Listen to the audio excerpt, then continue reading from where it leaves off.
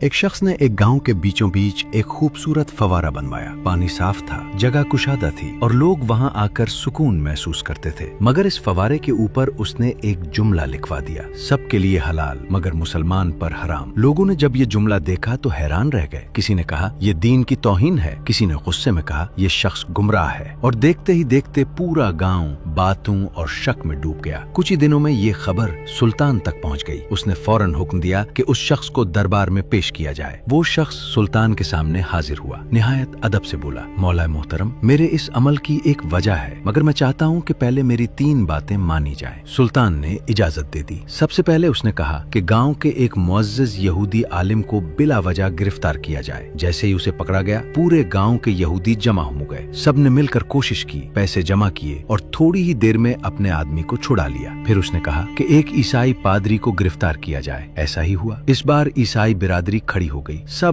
ایک دوسرے کے ساتھ کھڑے ہوئے اور اپنے آدمی کو آزاد کرا لیا۔ اب تیسری بار اس نے کہا کہ مسجد کے امام کو جمعہ کے دن نمازیوں کے درمیان سے گرفتار کیا جائے۔ جب امام کو لے جایا گیا تو حیران کن خاموشی تھی، نہ کوئی آگے بڑھا، نہ کسی نے آواز اٹھائی۔ کچھ لوگ چپ چاپ گھر چلے گئے اور کچھ نے کہنا شروع کر دیا، شاید امام سے کوئی غلطی ہوئی ہوگی۔ ایک ہفتہ گزر گیا، پھر وہی شخص دوبارہ سلطان کے دربار میں پیش ہوا۔ اس نے جھکے ہوئے سر کے ساتھ کہا، مولا محترم، کیا آپ نے سب کچھ دیکھ لیا؟ پھر اس نے آہستہ سے کہا، جو قوم اپنے ہی مظلوم کا ساتھ نہ دے وہ پانی کی مستحق نہیں رہتی۔ اس نے مزید کہا، یہ فوارہ اس لیے مسلمانوں پر حرام لکھا کیونکہ انہوں نے اپنے بھائی کی مدد چھوڑ دی۔ جب ایک مسلمان دوسرے کے لیے کھڑا نہیں ہوتا تو وہ انصاف کا حق بھی کھو دیتا ہے۔ دربار میں خاموشی چھا گئی۔ یہ بات سب کے دل میں اتر گئی کہ جب معاشرہ ظلم پر خاموش ہو جائے تو وہ اندر سے کمزور ہو جاتا ہے، اور جب لوگ سچ بولنا چھوڑ دیں تو انصاف بھی آہستہ آہستہ ختم ہو جاتا ہے۔ یاد رکھیں، قومیں اس وقت گرتی ہیں جب وہ ظلم کو دیکھ کر بھی خاموش رہتی ہیں۔